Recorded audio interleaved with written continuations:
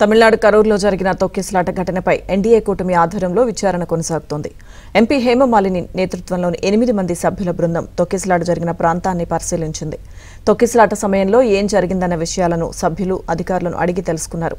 ఇక కరూరు ఘటన మృతుల కుటుంబాలను సైతం ఎన్డీఏ కూటమి బృందం పరామర్శించనుంది. కాగా ఎంపీల బృందంలో టీడీపీ ఎంపీ పుట్టా మహేష్ కుమార్ కూడా ఉన్నారు.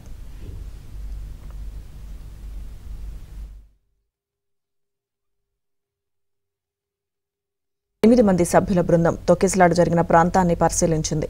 తొక్కిసలాట సమయంలో ఏం జరిగిందన్న విషయాలను సభ్యులు అధికారులను అడిగి తెలుసుకున్నారు. ఇక కరూరు ఘటన మృతుల కుటుంబాలను సైతం ఎన్డీఏ కూటమి బృందం పరామర్శించనుంది. కాగా ఎంపీల బృందంలో టీడీపీ ఎంపీ పుట్టా మహేష్ కుమార్ కూడా ఉన్నారు.